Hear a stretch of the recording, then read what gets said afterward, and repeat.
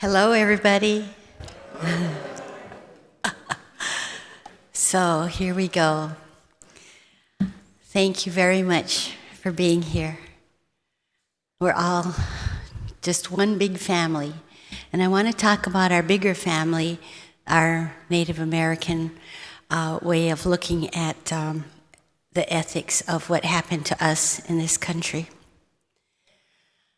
Many years ago, when the pilgrims came, foreigners came from Europe, our people stood at the shores and welcomed everyone. Our country is the only one that has Thanksgiving. When I travel in other countries, I thought everyone had Thanksgiving. And what it turned out to be here in terms of our Thanksgiving is our native peoples were the ones that gave food to the people who came, who were hungry, who left their country, left their religion, left their way of life, left their family. Some of them were just children, 12, 10, 8 even, came without their parents. And over the many years, many years, over 500 years now, we've had encounters of our way of life being destroyed.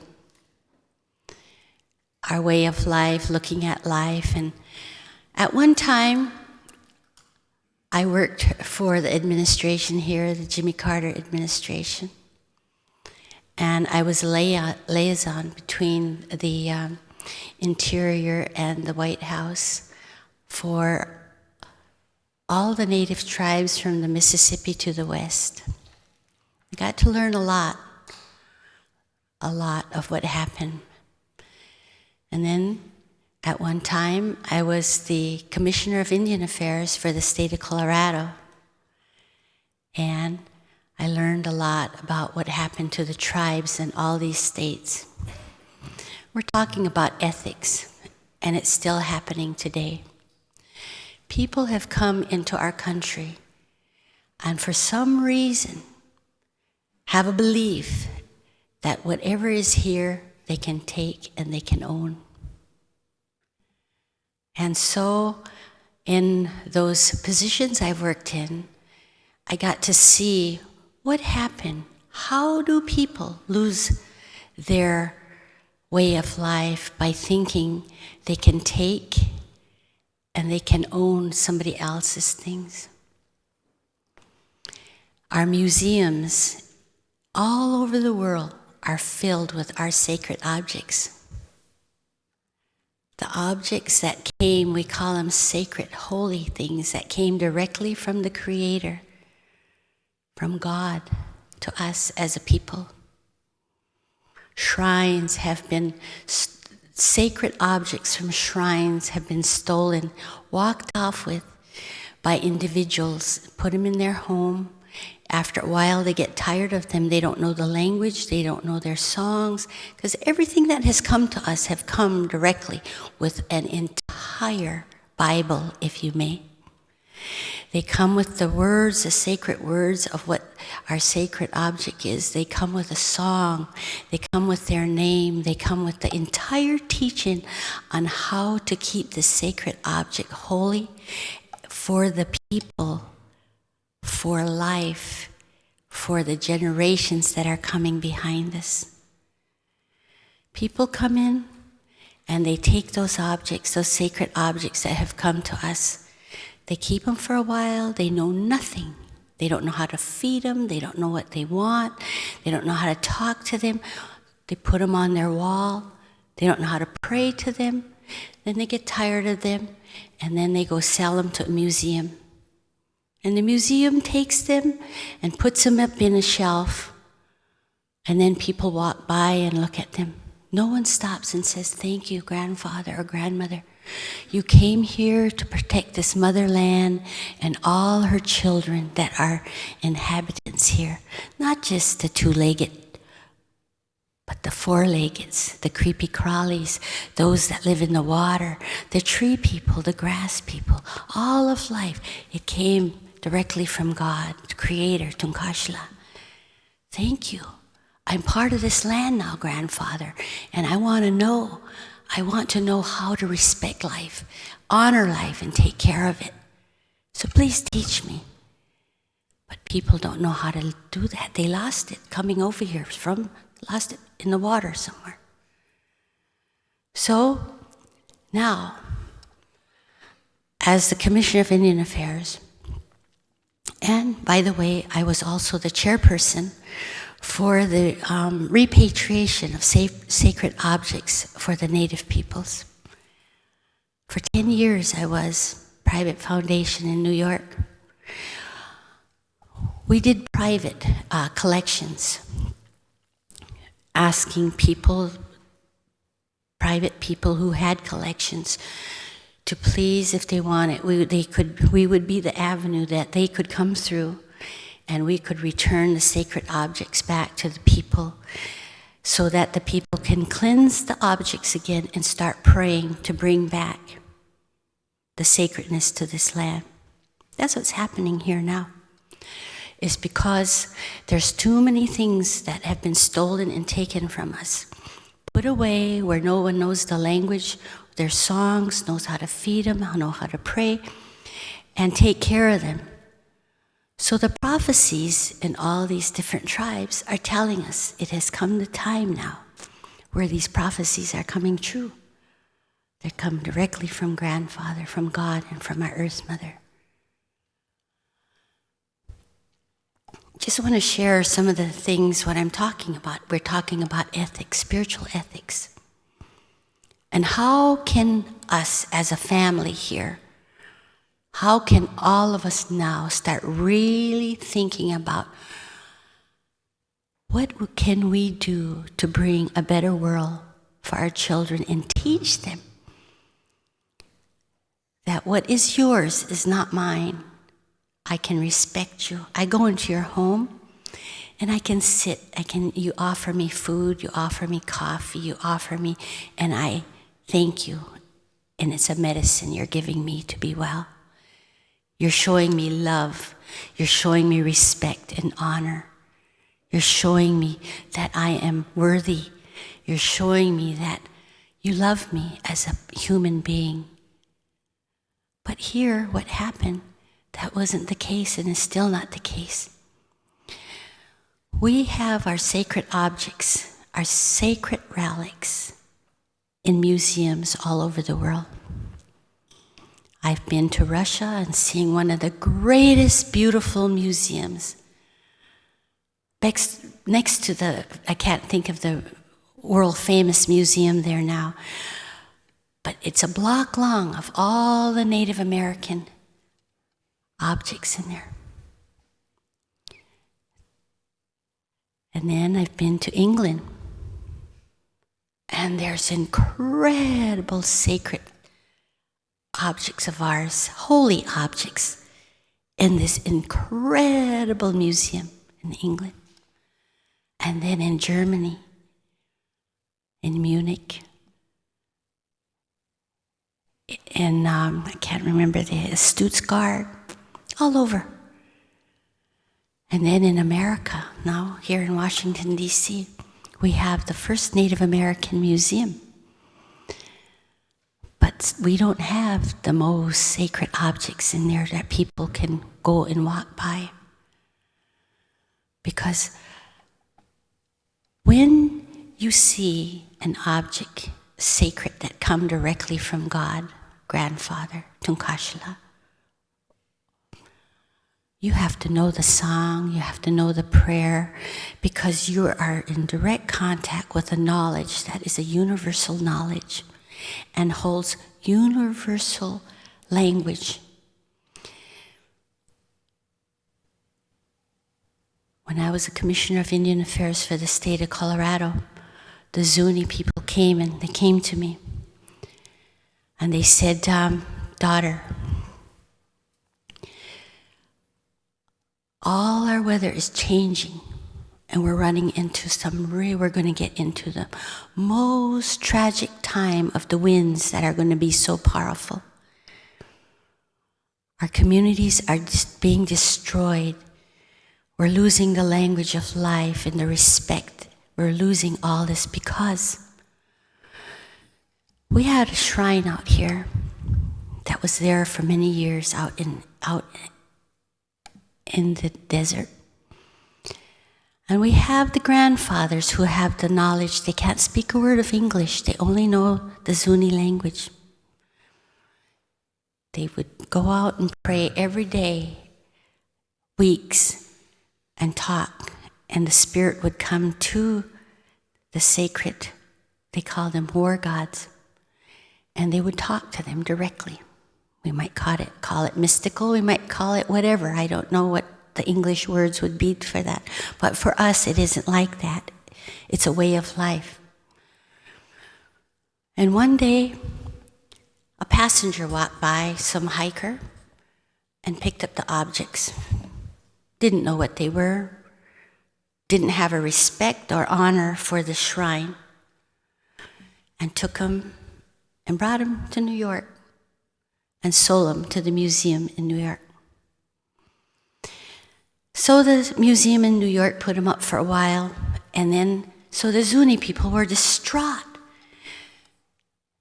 The keepers of the war gods, beautiful elder men, were crying and praying, what happened, what happened? The winds get stronger, the people lose their way, more families being abused, more hunger. You walk around and see these people staggering around, not from being drunk from alcohol, but drunk from the loss of knowledge, the loss of ethical feelings, the loss of heart.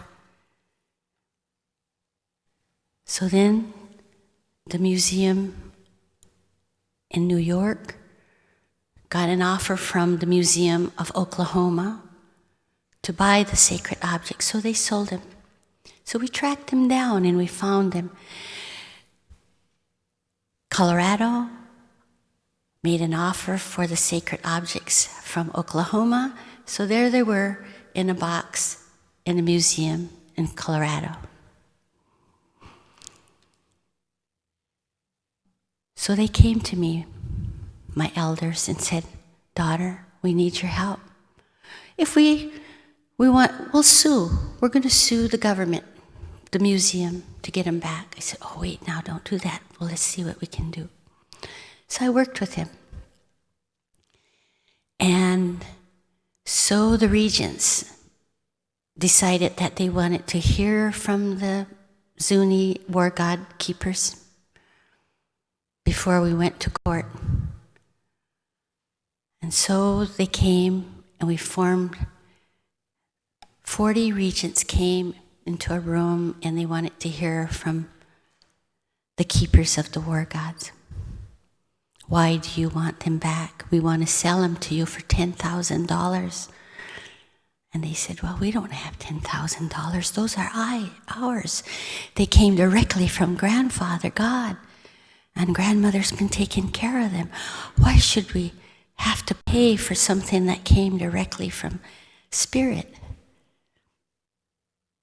Well, the day came when we were to sit before the 40 regents, Board of Regents.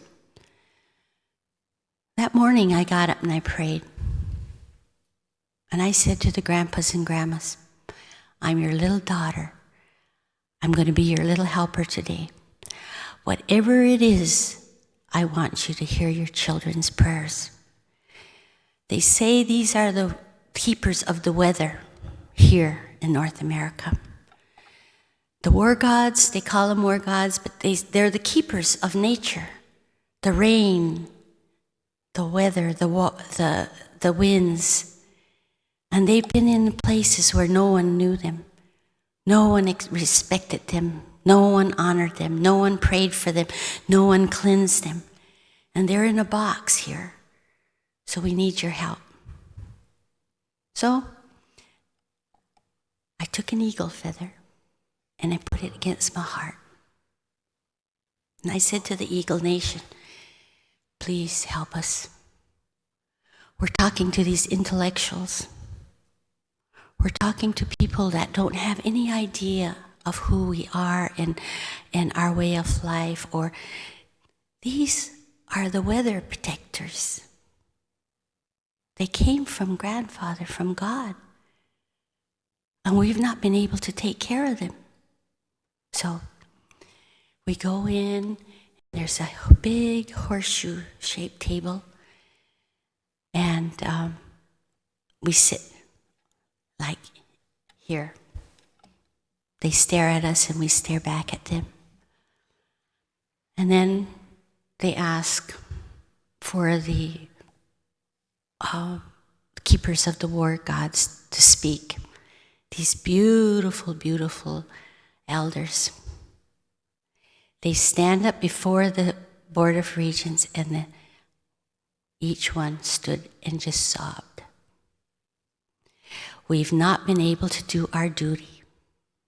We've not been able to pray and take care of what Grandfather God gave us. Some passerby came, took them, sold them. Now you want $10,000? We don't have that kind of money to buy our sacred objects back. So we come to tell you the story of what's going to happen in time, which is going to start now, and it has started already. The winds will get stronger and stronger and stronger. One day, when you're all alive yet and your children, the winds will get up to 300 and 400 miles an hour here. Your rivers will be polluted worse. Within 12 years, 2012, was not 12, 2012, there'll be no more drinking water. There'll be no more water to drink. Because we haven't taken care, we've not been able to do our job. One by one, each person got up and spoke from the center of their soul. But I'll go back before that. I was sitting there and everything was quiet. And the door opened and an eagle flew in that room. I saw it. It flew around the room, and then it would go to one of the Board of Regents and it would hover, and they'd say, "This is your ally." Go to the other, "This is your ally." Made the full circle and went out. So we knew we had some allies in there. But then in the end, after everyone spoke, it was my turn. I didn't have much to say, but to the truth. I said, "What would you do to us if we go in your church? If we go into your synagogue, your church, and we take your sacred objects, and we take them to our home, and we put them in our home? And what would you do to us if we tried to sell them to a museum?" They were shocked. They didn't think of our life and our way of life as the same as their life, or our nature, our natural laws that we respect, our natural laws of nature. And our church is the universe. Our church is nature. So, yeah, they would put us in jail. They'd come and handcuff us. They would call us thieves. They would charge us with a felony. All that would happen. But nothing happens to anyone that does that to us. Isn't that a shame? Where's the ethics? Where's the love? Where's the respect? Where's the honor of our culture and other cultures? That's what we're talking about. How do we come together? How do we come together with that respect and honor and take care of one another?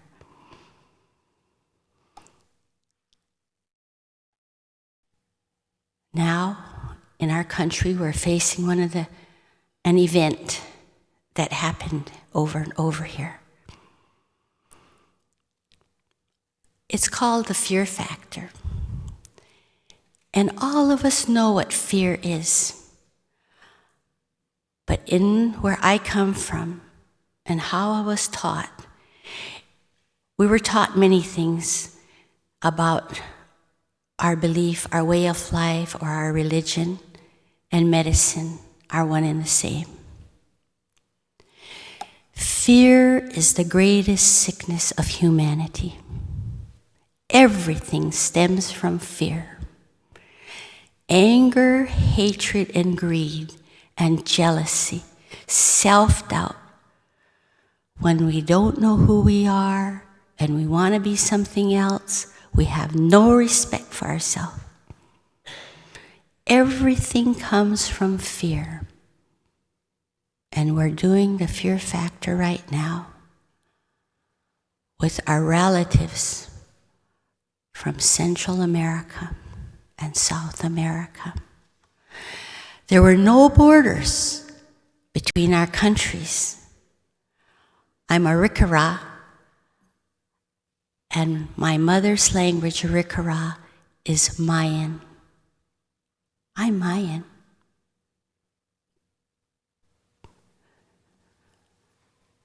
And I just want to say about the fear factor.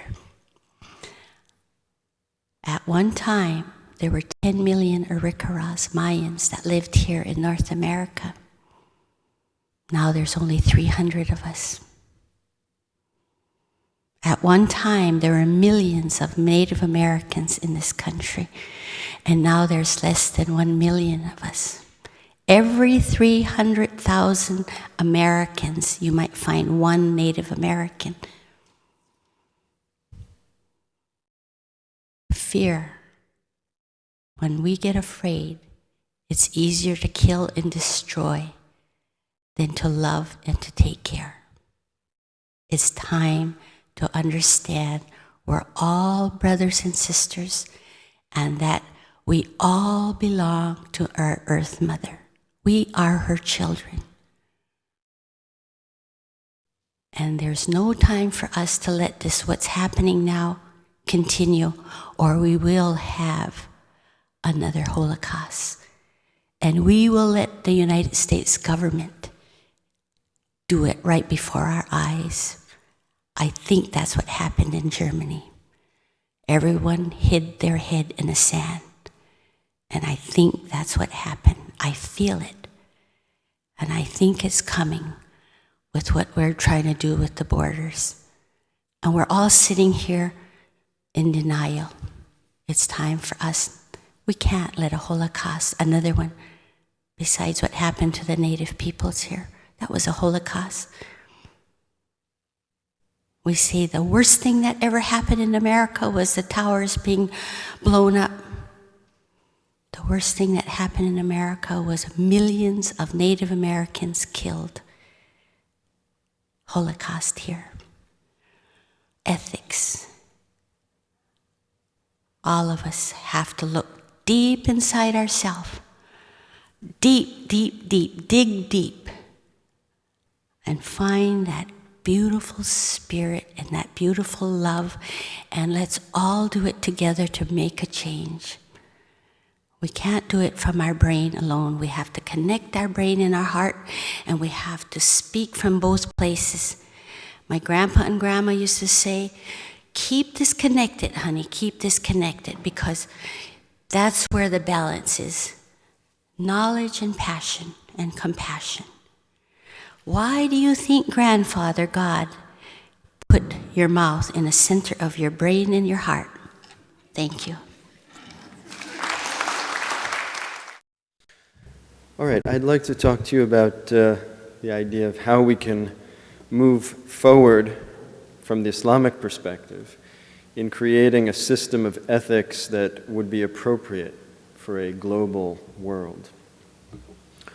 Or, better yet, if this is even possible from an Islamic perspective.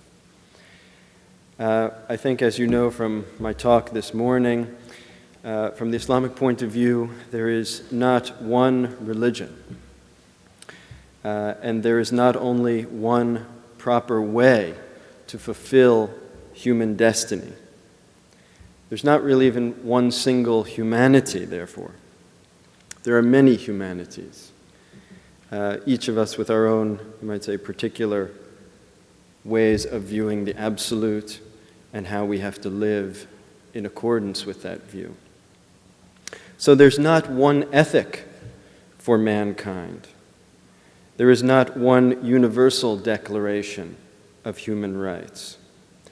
From the Islamic point of view, for instance, in contrast to the secular humanist perspective, human beings do not have rights just by virtue of being human.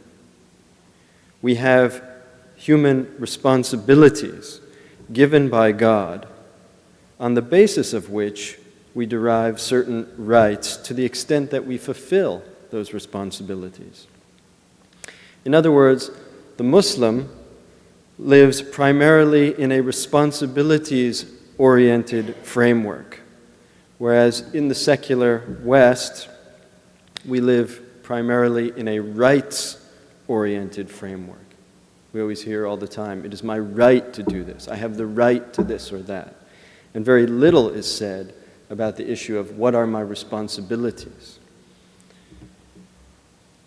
This idea of a responsibilities-oriented perspective in Islam begins really, we can see it in chapter 33, verse 72 of the Quran, which speaks about how God offered what's called the amana, or the trust. That is something similar to the idea of covenant in Judaism. God offered the trust, it says, to the heavens and the earth, and to the mountains. But they declined to bear it, the Quran says, and they feared it, because it meant responsibility. Then the Quran says, but man bore it. Truly, he is proved to be unjust and ignorant. So from the Islamic perspective, man has accepted this divine trust. Whether he's been able to live up to it is another question, but he has accepted it. And if he does not fulfill it by living up to the responsibility of that trust, then he falls below the level of his own creation and ceases to fulfill the purpose for which he was made. And what is that purpose from the point of view of Islam? What is the trust? Again, this is spelled out in chapter 51, verse 56, which says quite simply, God is speaking in the first person, he says, I have not created men except to worship me. So to the extent that we carry out this commandment, to the extent that we worship, we derive certain rights by God's decree under the laws of Islam. This is why, for instance, in Islamic law, idolaters have no rights. If you know anything about the history of the early spread of Islam in Arabia, those idolatrous Arabs who lived in Arabia were given the choice. You could either convert to Islam or you could be passed by the sword. This was not a choice that was given to the Ahlul Kitab, to the people of the book, to Christians and Jews, but it was a choice that was given to what's called the mushrikun in the Quran, which means the idolaters. And why was this? Because from the Islamic perspective, they had fallen, you might say, below the human state, rejecting the most central responsibility for which God had created man, to worship him. And since they rejected that responsibility, they did not have rights.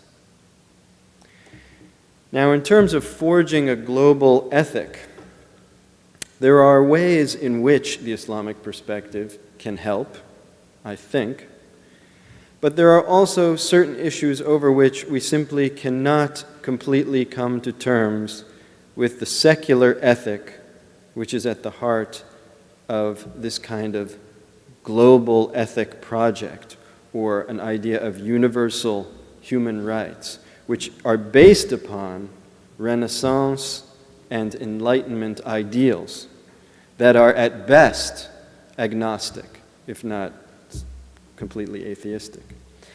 And therefore, not only Islam would have conflicts with this, but many religious perspectives would have conflicts with this kind of a production of a global ethic. For instance, let me go over some different examples. The issue of atheism, the right to disbelieve. You say, I have a right to disbelieve. This is seen today as the right of people to reject God, if they so choose. From the Islamic point of view, however, faith is not a choice. It is a debt. It is a debt that one owes to God for the gift of existence. And the very word for religion in Arabic, deen, comes from the word dain, which means debt. So our religion is our debt that we owe. It is our responsibility. So man has the responsibility to practice faith. Furthermore, man does not have the right to say, I just didn't know, such that he could claim the right to live an atheistic point of view or live an atheistic life.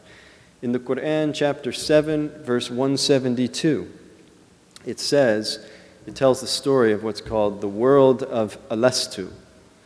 And the word Alastu refers to the Arabic term Alastu bi Rabbikum, where God asked all of the sons of Adam, according to this Quranic verse, before he brought any of us into this world, all the sons and daughters. It says we took from the loins of Adam all of mankind. We arrayed them before ourselves and we said to them, Alastu bi Rabbikum, am I not your Lord? And they all responded, Bela shahidna. Bela is a very emphatic yes. You have different kinds of yeses in Arabic, but Bela is a very strong yes. Bela, yes, yea, we witness, is the response that God receives. So it is our responsibility, not our right to accept or deny, but it is our responsibility to testify to this truth as we already have in the world of Alast. And in fact, the Quran says, God says in the Quran, we did this, we arrayed all of you before us, so that on the day of judgment, no one could say, I just did not know. Every heart already knows. It's just a question of whether one is willing to be honest with oneself or not. That is the Islamic point of view. We may not agree with it, or some people may not agree with it, but that is the point of view. So atheism, the right to disbelieve, is not an option, and it is socially unacceptable for one to publicly declare that there is no God from the Islamic point of view. It is fine to believe in this faith or that faith, as I talked to you about this morning. Whether one is a Jew, one is a Christian, one is a Muslim. Even when Islam went to Iran, it declared Zoroastrians to be members of the Ahlul Kitab. This was the same when Islam went to India and also when it encountered Buddhism in Afghanistan. But these are all religions. Note, they're not idolatry and they're not atheism. So it is fine to practice one of these religions. And it is even fine to say, well, inwardly, you may be an atheist. Within your own home, you have the right, according to Islamic law, to do what you want. No one is supposed to break down the door and find out if you're saying your prayers. However, you do not have the right, according to Islamic law, to publicly pronounce atheism. The individual right to self-expression does not override the responsibility to testify to the truth from the point of view of Islam. So here there would clearly be a conflict with the secular ethic of today that places the right to self-expression above the responsibility towards God and above the responsibility towards society, because Islam also sees that every, let's say, Muslim has a responsibility to try and promote or assist in creating a social setting in which faith is predominant, not a setting in which faith is called into question. Now, it's interesting, related to this, I'll just mention this here as an aside, the idea of compulsion in religion, because we've all heard, things about Islam spreading by the sword and things like that, and you may have heard, of course, about this person in Afghanistan, this man who left Islam and became a Christian, and the uproar that it caused, and how people said, he has to be killed, and things like that. That's completely false according to Islam, but let me talk to you about what the Quran says. The Quran says quite clearly in chapter 2, verse 256, it says, "There is no compulsion in religion." And if you look at the occasion upon which this verse descended, because this is very important, when you read the Quran, it's very important to know what was the context in which a certain verse came down. What was it responding to? Because there was a 23-year-long period over which various verses of the Quran were revealed to the Prophet. And almost always, those were in specific contexts. And as you know, if you take a sacred book or even a single sacred verse out of context, you can make it say practically anything you want. But in this context, what was happening? Because this is very important to this idea of apostasy and should you kill apostates in Islam and all that kind of thing. Do people have the right to choose their own religion? Not to choose atheism, but to choose a religion. What was going on was apparently in Medina, the city of the Prophet, 2 Christian merchants had come to the city from Syria, and they were trading with the Muslims there. And while they were there, they happened to speak to 2 of the sons of one of the companions of the Prophet, whose name was Abul Hussein. And they talked to them about Christianity. And these 2 sons wound up converting to Christianity. They left Islam. They were Muslim. They left Islam. They became Christian. And they decided to go back to Syria with their Christian friends. When Abul Hussein, the father, heard about what his 2 sons had done, he went to the Prophet and he said, "Give me permission to go back, to go to Syria and get them and bring them back." And it said at that moment, this verse of the Quran was revealed. It says, "La ikraha fid din" in Arabic. There is no compulsion in religion. In other words, let them go. So just keep this verse in mind whenever you hear people talking about how you have to slay people for apostasy. That has nothing to do with Islam. Everyone has the freedom of choice to choose a religion, but not to choose unbelief. That's a different issue. Now, another issue which would obviously play into the question of determining a global ethic. For instance, the issue of abortion, a woman's rights over her body. This debate is always framed in the West in terms of rights. Who has the right? Does the woman have the right over her own body, or does the fetus have the right to life? From the Islamic point of view, this is not a question of rights, it's a question of responsibility. And so, after what's called the 100th day of the pregnancy, because the Quran actually speaks about when the soul descends into the body of the fetus. So from the Islamic point of view, it's very clear when human life begins. It begins basically at the quickening, when the fetus begins to move. That's when the soul, according to the Quran, descends into the body of the unborn child. From that point on, you are dealing with a human life, and you have the responsibility, the mother has the responsibility to raise that life. It's not a question of rights. Does she have the right to get rid of that life or not? Or in the case of, for instance, this debate that you find in Catholicism, what do you do when the mother's life is in jeopardy and the baby's life is in jeopardy? Which one do you choose? And the Catholic Church hasn't come to a decision about this because it frames this issue in terms of rights. The unborn fetus has a right to live and the mother has a right to live. From the Islamic point of view, it's framed in terms of responsibilities. Who has more responsibilities that need to be fulfilled? The mother does, because the mother probably has a husband. She should, if she's pregnant, according to Islam. She probably has children. She has family members who she may have to take care of. She has other types of related responsibilities to simply, being human in daily life. And so it is her life that takes precedence on the basis not of rights, but of responsibilities. Now, another issue. Men and women. This would obviously have we would obviously have something to say about this in any global ethic or global declaration of human rights. What about men and women? Well, today in the West, we talk about a kind of radical gender equality of men and women as being completely equal.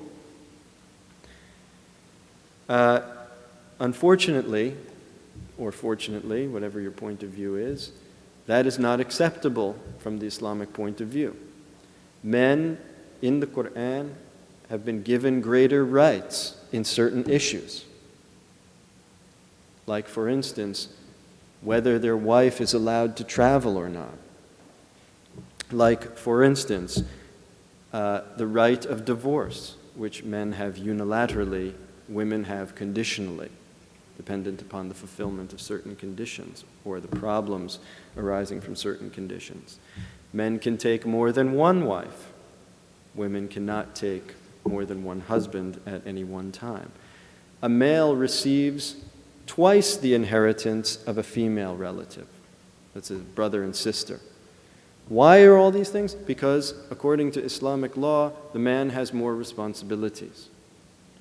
He has the responsibility to provide for the woman completely. This includes even to the extent that if the woman has a child and the husband wants the child to be breastfed, the wife has no obligation whatsoever to breastfeed her own child. The husband is responsible for, if she doesn't want to do it, he's responsible for paying for a wet nurse to breastfeed the child. And breastfeeding the child is a very positive thing in Islam. The Quran says you should try, if you're able, to do it for 2 years. So it's quite a difficult thing.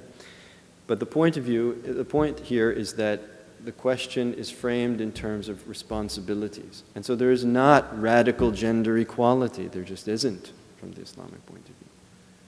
So how would that play into a global ethic, or at least a secular ethic, in which people will probably want to say, men and women are completely equal. Yes, completely equal before God, and the Quran does say that. The best of you in the eyes of God is the one who is most pious, the Quran says. It doesn't matter if you're a man or a woman, it's a question of your inner piety. But as far as responsibilities and rights within worldly life, there are differences.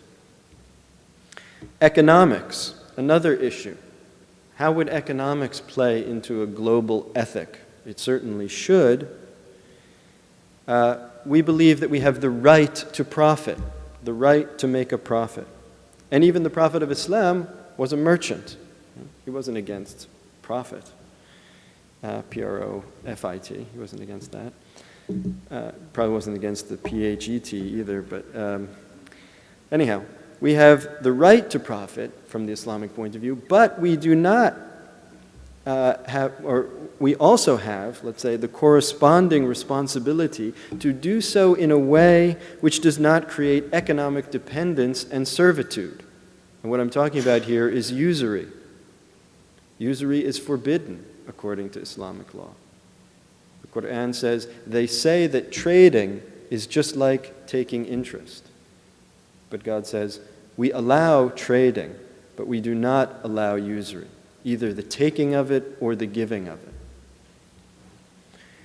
And we all know, in the issues between the sort of north and the south of the globe, the first world nations and the third world nations, what kind of incredible havoc has been reaped upon the third world by the burdensome interest that has been demanded of them through various loans.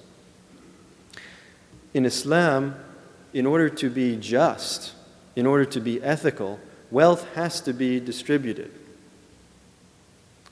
There must be the circulation of money, and there must be the circulation of risk.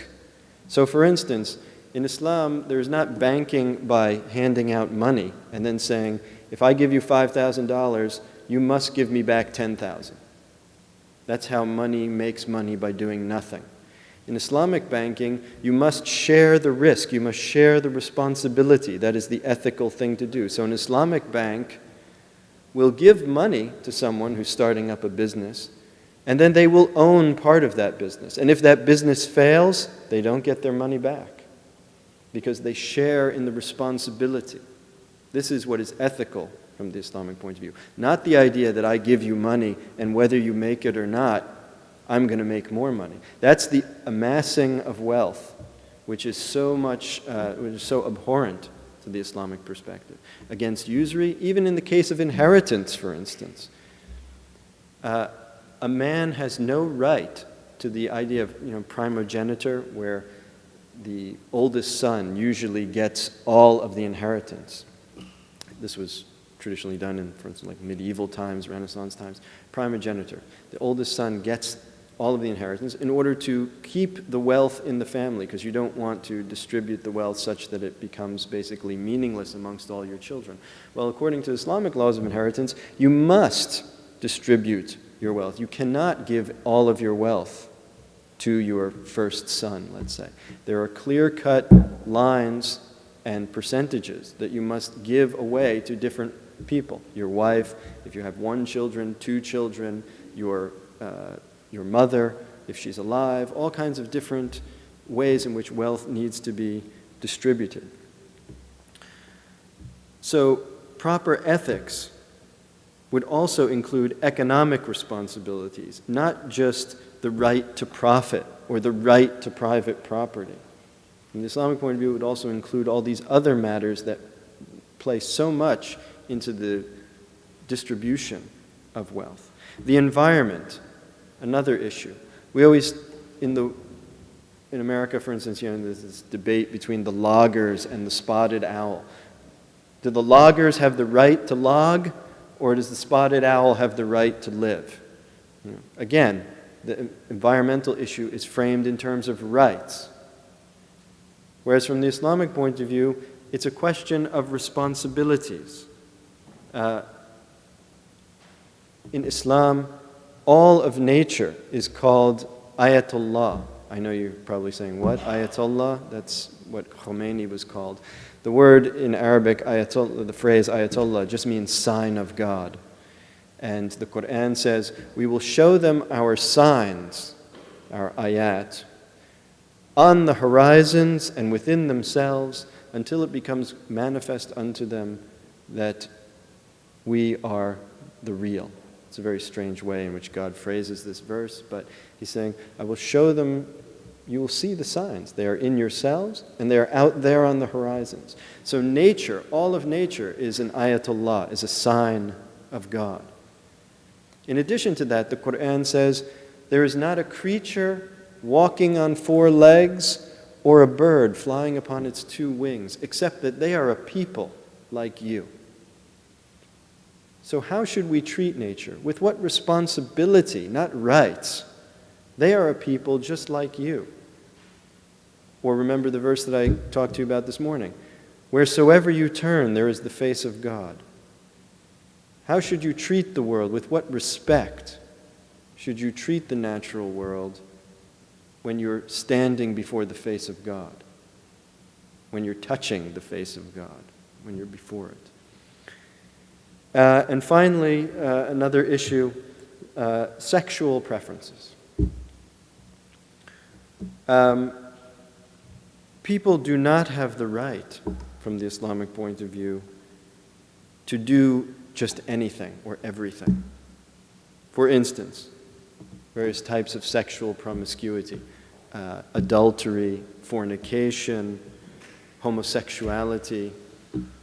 These are not PC comments to make, but the truth has to be said from the Islamic point of view. That is, we do not have the right to live in society just however we choose. It's different in the Western world, but in the Islamic world, one has to be socially responsible in the framework of an Islamic perspective.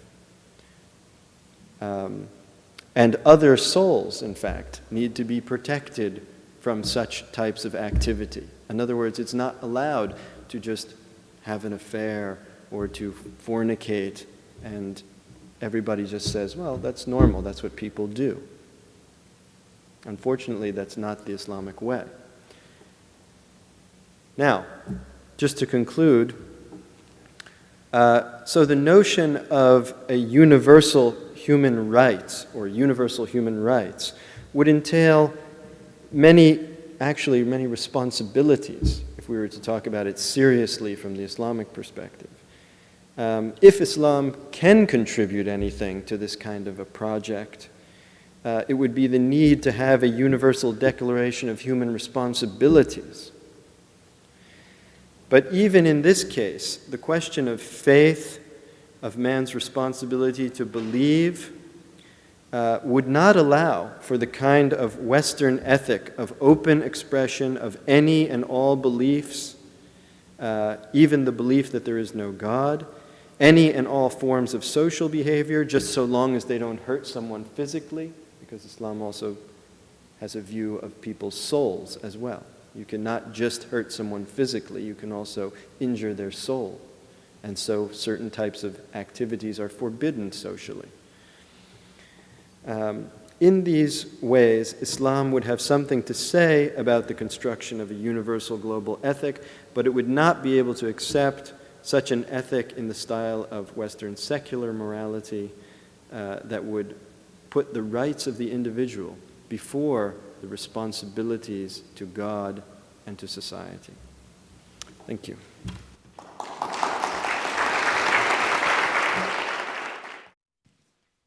So now that we're all in agreement,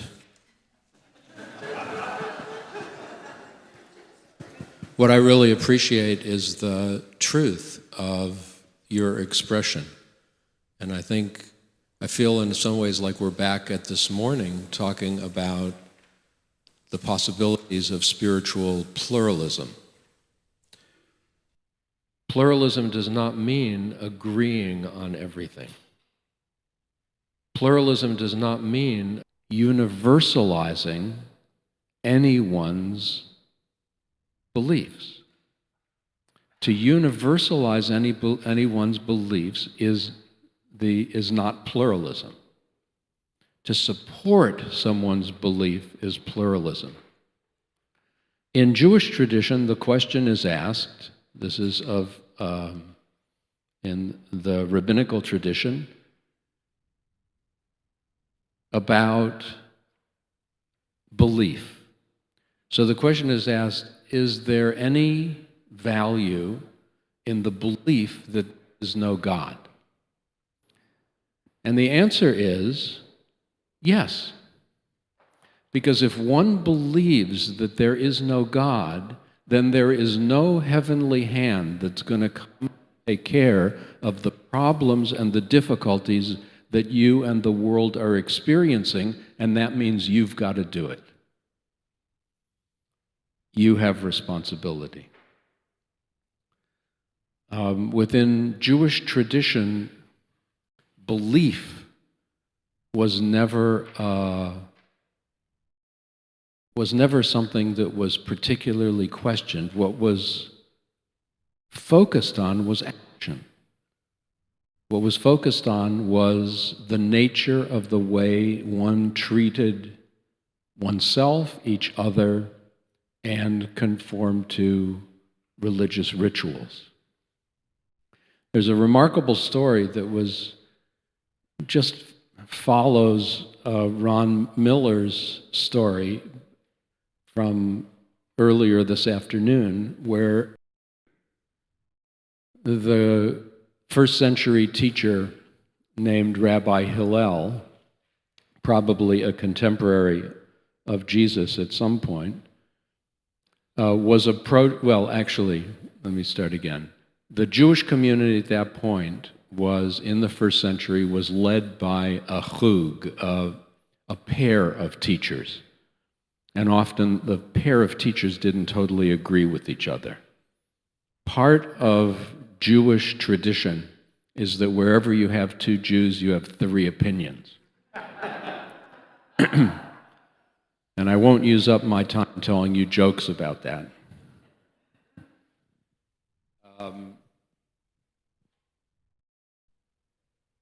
A non-Jew approaches Shammai. Shammai and Hillel were the two leaders in the first century, and says to him, "Teach me the essence of Judaism while standing on one foot." Now, the text actually doesn't say whether Hillel is whether Shammai is to stand on one foot or whether the non-believer is to stand on one foot. But it's a Roman. So at any rate, Shammai is a carpenter. And Shammai has in his hand a measuring rod. And he turns around to the guy and he whacks him over the head with the measuring rod. Now, the fellow who got whacked with the measuring rod didn't much like that, so he went to Hillel, the other great teacher of that century, and asked him the same question. And Hillel said the comment that most of you know. In fact, it's printed, it's included in your kits. That which is hateful to you, do not do to others. That's the essence of the entire Torah. Go now and learn. Interesting sideline. Sometimes it gets translated, that's the essence of the whole law. Sometimes the word Torah gets translated into English as law, but it doesn't mean law. Torah comes from a root that means to teach. And Torah is the teaching. In the narrow sense, the first 5 books of the Hebrew Bible. In the larger sense, Torah is the Jewish way. So in Judaism, as well as in all our traditions, we have some form of the golden rule. Do to others as you would like. Don't do to others as you would not like. Which sounds like a pretty decent universal, actually. And the question is, if we've had those rules for 2,000 years, how come we've done so terribly? Like, what is wrong with us? The deep ethics in a lot we've got. And globalization is one thing, dealing with other cultures is one thing, but what about dealing with ourselves? What about dealing with our own communities? What about dealing with our own cities? What about dealing with our own country? What is going on here? And what's going on here, it has to do with our institutions. Only the institutions that are our problems in this area are not the institutions of religion. They're the institutions which we have constructed around us that are reflected by our personalities, by our egos. The kind of institution that has forgotten its basic task and therefore strives for its own survival, which is the essential nature of the ego. The ego is constructed, the personality is constructed, the conditioned self, whatever you want to call it, is constructed out of our need for survival in the world in which we found ourselves. And in any analysis of our personality, it becomes very clear. I mean, one of the ways that therapy looks at it now in a much more positive way is to say, for what were the problems you have solutions? For what was the particular personality construct that you made a solution rather than a problem? A solution, however, that has become a problem because nobody told us, okay, now you can let go of some of that. It's like most of us when we were growing up, we're told not to put our hand on the stove. We can't do that. But somebody forgot to say, now you can put your hand on the stove. I mean, now you have responsibility at each level to say, now, okay, you need boundaries, you need rules, but now you've gotten to the point where you can make your own decisions. I don't know how you were when you grew up, but I didn't have such a moment where people said, oh, okay, now you don't need to be quiet all the time, or now you don't need to hide your feelings, or now you don't need to, whatever it was. For those of us, of course, who are therapists, that's helpful. We get a lot of business. But for those of us who are trying to deal with coming to grips with how we can act in the world, allowing a greater good to be perceived as our good,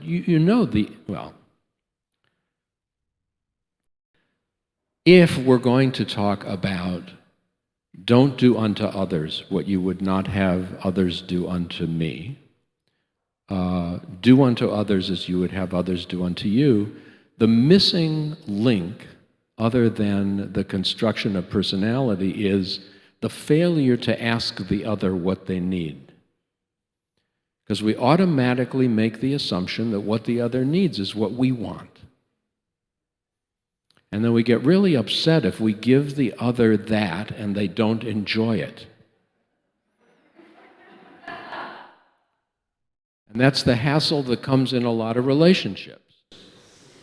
You know, where we are giving the other what we want, what we wish they'd give us, and that's not exactly what fits them.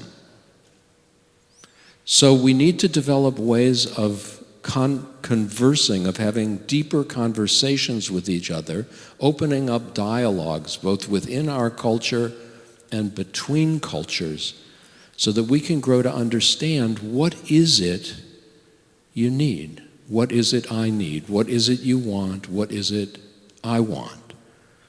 And asking the question to get behind just the ego's wanting things, to say, if you had that, what would that get you? So that when we're asking for money or fame or jobs, to ask, what would that get you? And be aware of what it would mean if we began to create a culture where we wished to provide that for each other. The golden rule comes out of the consciousness that there's only one of us here. Do unto others as you would have others do unto you, because they are you. And it is the institution of the personality that keeps us from seeing that clearly. It is the confine of the personal self that keeps us from recognizing that the one who is looking at me through your eyes and the one who is looking at you through my eyes is the same one. That there's only one life going on here and we are sharing it. That there's only one consciousness going on here, and that consciousness is expressing through each and every one of us. So we need ways of conversing, and although I can't go into it now, more ways of conversing on deeper levels have been established now than ever before. There are technologies of dialogue. I don't know how many of you participated in open space technology, but if you have not, seek it out. openspace.org. It's a way of bringing together, well, they've done it with Israelis and Palestinians, they've done it in war zones, finding ways of getting people who can't talk to each other to create a context in which talking becomes possible. There's World Cafe. I mean, we need to know these things because these are what we have to learn to be able to engage in dialogue.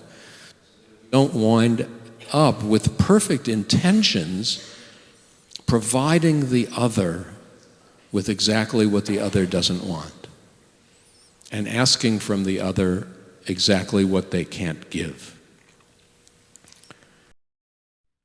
Hillel said, Im ein ani li mi li. If I'm not for myself, who will be for me? And he really meant, if I don't take responsibility for myself, who will take responsibility for me? Not only for making choices, but taking responsibility for the feelings, for the thoughts, as well as for the actions that flow through me. It's very deep. If I don't take responsibility for myself, who will take responsibility for me? We have, each of us, a responsibility to take responsibility for ourselves, to take care of ourselves. It's not selfish. We need to care for the piece of creation which has been entrusted to each of us. And then Hillel, the saying continues, Uch she'ani la'atzmi ma'ani, which means, but only for myself, what am I? And the word that's used for myself, etzem, literally means bone. Means if I think all I am is this bag of bones, if I think all I am is this individual, separate, fragmented being, ma'ani, what have I done to my I? That's not who I am. And then he said, V'im lo achshav ematai. And if not now, when?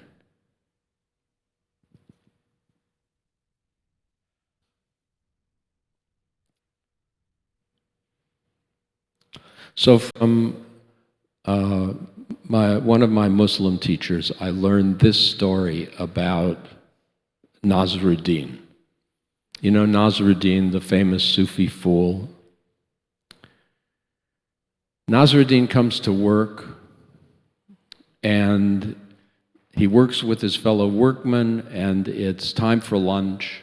They take a lunch break. They sit down together. He opens up his lunch. He unwraps. He says, "Oh no, a cheese sandwich." He says, "I hate cheese sandwiches." Next day, the same thing happens. Sits down with his friends, opens his lunch, unwraps, goes, "Not another cheese sandwich. I hate cheese sandwiches." It goes on the whole week. Finally, the end of the week, his coworkers are getting tired already. He's unwrapping, he says, "A cheese sandwich." They say, "Mullah, why don't you tell your wife to make you a different kind of sandwich?" And the mullah says, "Wife, I'm not married."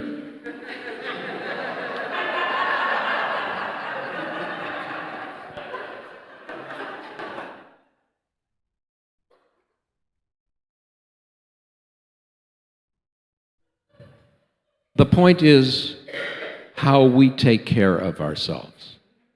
Because many of us are packing our own lunches, and we're packing exactly the sandwiches that we don't like, and we think it's someone else's fault.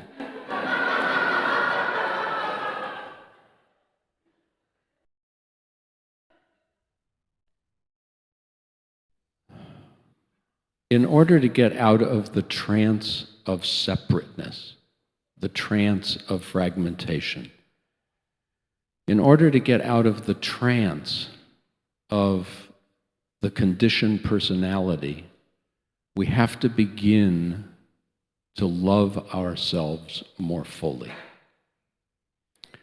We have to learn, contrary to the impulses of our own personality, to accept ourselves, to stop fighting that part of us, because in the fighting, we get stuck in it even more.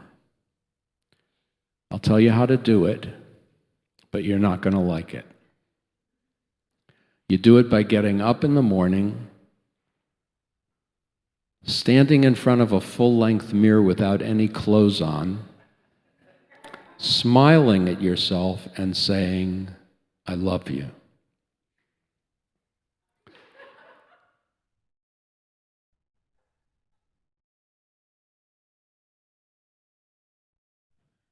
You do it by every time you notice that you've accidentally packed yourself another cheese sandwich,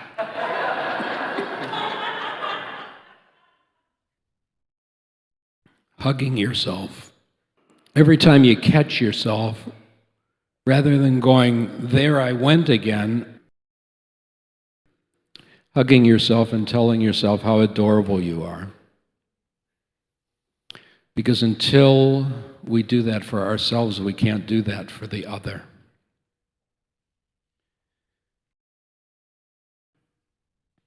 We have a program that we started in Seattle that's called Voting with Your Dollars. Because it occurred to us that we vote every day. Not with ballots, not to elect people. We vote with our dollars. And we vote in extremely unconscious ways. Most of us vote for what's cheapest. And if anybody's paying attention, the consequence of that is now getting devastating to our environment. You will have the opportunity to discuss together tonight questions that you have. It is really clear that we have but begun a conversation. When conversations get difficult, you know they're important. So it is important in whatever way possible to continue the conversation that's begun here. I wanted to end with a line from a prayer in the daily prayer book. Baruchenu Avinu kulanu ke'echad ba'or panecha. Bless us, our Father. Bless us, the energies of Mother and Father that hold each of us in this universe. Bless us with the light of your presence. But it says, bless us ke'echad. Bless us as one.